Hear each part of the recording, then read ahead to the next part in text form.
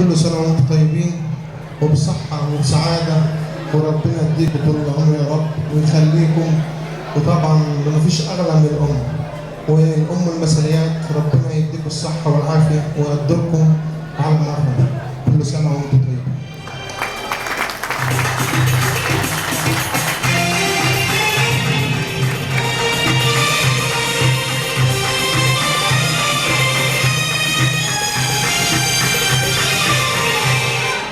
شكرا لضيفنا الكريم ونجمنا اللامع.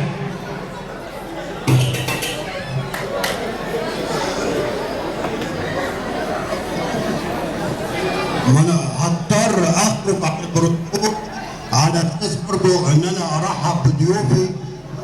قلبت الحقيقه النهارده اهلي منطقه مبارك مشرفيني جدا ورافعين راسي في وسط الجهاز التنفيذي بمركز ومدينه مدينه النصر. انا سعيد بكم جدا وبرحب بك يا استاذ عصام والراجل الفاضل الاستاذ السيد سمير اللي الحقيقه بروح في كل مكان بلاقي له بصمه موجوده في جميع مراكز الشباب.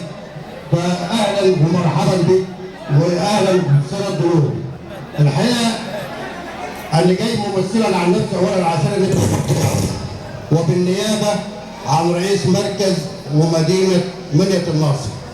اهلا ومرحبا بكم في يوم الوفاء، يوم التكريم، يوم الام المصريه العظيمه، الام اللي بتقدر تعيش باقل مبالغ ماليه احسن من اي وزير ماليه في البيت. ولما الام المصريه مكان اولادنا المتفوقين اللي احنا جايين نكرمهم النهارده. الحقيقه بحييكم وانتم مشرفين النهارده واهلا وسهلا بكم وكل عام وانتم طيبين.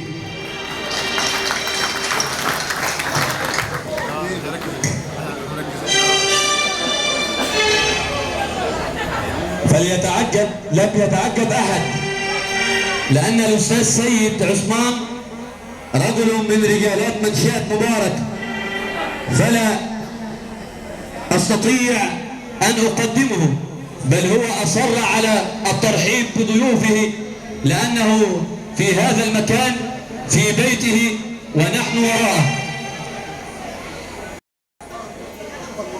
الاستاذ مصطفى المهندس رئيس مركز ومدينة السنبلاوين، نائب مجلس ومدينة السنبلاوين، ونتمنى أن يكون رئيس مجلس ومدينة السنبلاوين، ونحن نقصدها.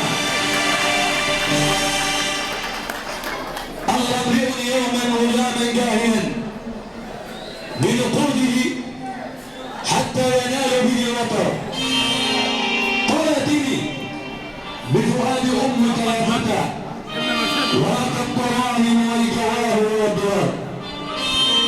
فمضى واغلق خنجرا في صدرها والقلب وعاد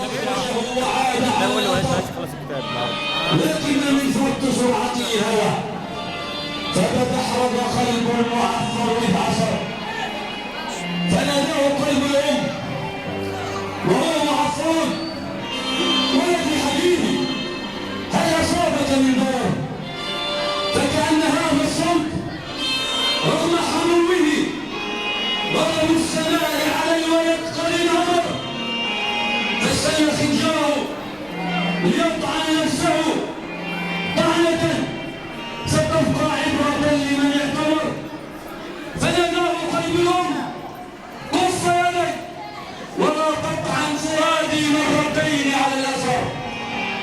ومع أغنية القلب يعشق كل جميل